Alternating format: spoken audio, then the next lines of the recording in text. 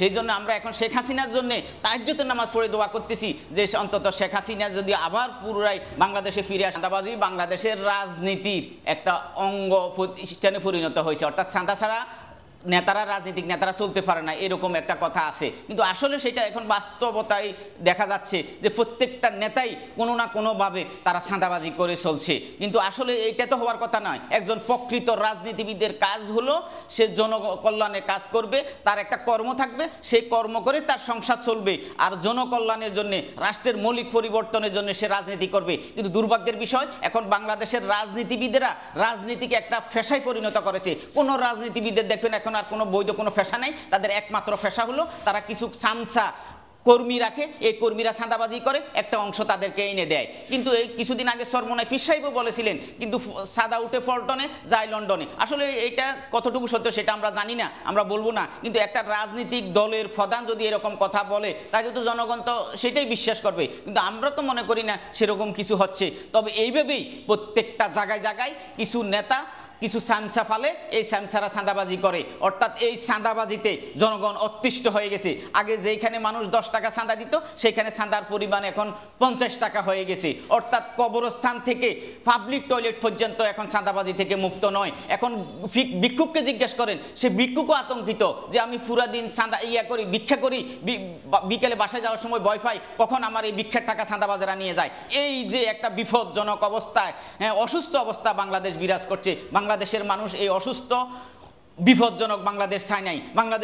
বাংলাদেশের জনগণ মনে করেছিল যে এই দেশে যদি একটা নির্দলীয় নিরপেক্ষ সরকার হয় অন্তত চাঁদাবাজি বন্ধ হবে। কিন্তু দুর্ভাগ্যের বিষয় অন্তর্বর্তী সরকার চাঁদাবাজি তো বন্ধ করতে পারে নাই, বরঞ্চ প্রত্যেকটা জায়গায় চাঁদা আরো বেড়ে গেছে। মানুষ মনে করে দলীয় সরকার ক্ষমতায় থাকলে চাঁদাবাজি হয়, কিন্তু এখন তো নির্দলীয় সরকার, তাইলে এরা কেন চাঁদাবাজি করবে দলগুলা? এখন জনগণই অন্তর্বর্তী সরকারকে আর অন্তর্বর্তী সরকার বলতেছে না, এটা 3 দলীয় সরকার বলতেছে।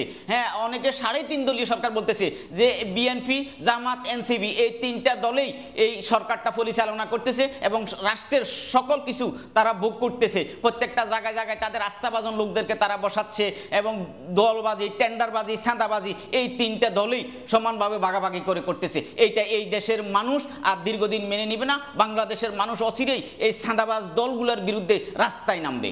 গত 11 মাস বাংলাদেশে যে দুঃশাসন চলছে, এই দুঃশাসনে জনগণ এখন অতিষ্ঠ হয়ে গেছে। কোনো জায়গায় জনগণের জানমালের যেমন নিরাপত্তা নাই, নারীদের ইজ্জতের কোনো নিরাপত্তা নাই। প্রত্যেকটা জায়গায় চাঁদার জন্য মানুষকে কুপিয়ে পিটিয়ে হত্যা করা হচ্ছে।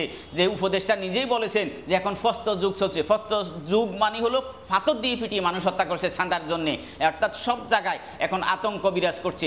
সেই আতঙ্কিত জনগণই এখন মনে করছে, বলছে যে আমরা আগেই ভালো ছিলাম, অর্থাৎ আওয়ামী লীগের আমলে ভালো ছিলাম, শেখ হাসিনার আগে ভালো ছিলাম। আমি গ্রামে গিয়ে অনেক বৃদ্ধ নারীদেরকে জিজ্ঞেস করেছিলাম যে আপনারা কেন বলছেন যে আগে ভালো ছিলেন? বলল, বাবা আগে আমরা যে মাসে কিছু বাতা পাইতাম, হ্যাঁ, সে বাতা দিয়ে পান সুপারি খাইতে পারতাম, কিন্তু গত 11 মাসে আমাদের সেই বাতা বন্ধ হয়ে গেছে। সেই জন্য আমরা এখন শেখ হাসিনার জন্য তাহাজ্জুদের নামাজ পড়ে দোয়া করতেছি যে অন্তত শেখ হাসিনা যদি আবার পুনরায় বাংলাদেশে ফিরে আসে অন্তত আমরা আমাদের সেই সহযোগিতাটুকু পামো। তাহলে অন্তর্বর্তী সরকার গত 11 মাসে বিভিন্ন জায়গায় যে অসহায় মানুষগুলা, গরিব মানুষগুলা যে সহায়তা পাইতো সেই সহায়তাগুলো এখন নানাভাবে, হ্যাঁ, হাতছাড়া হয়ে গেছে। সেই জন্যই গ্রামের গঞ্জের মানুষ, অবহেলিত মানুষ এখন বলতেছে যে আগেই ভালো ছিলাম। এখন সেই জন্য তারা শেখ হাসিনার জন্য তাহাজ্জুদের নামাজ পড়ে দোয়া করতেছে, কারণ এখন মানুষের কোনো জায়গায় নিরাপত্তা নাই। প্রত্যেকটা জায়গায় চাঁদাবাজি হচ্ছে, দখলবাজি হচ্ছে, দেশের নৈরাজ্য অরাজকতার এখন আর কোনো শেষ নাই। কারণ ঘর থেকে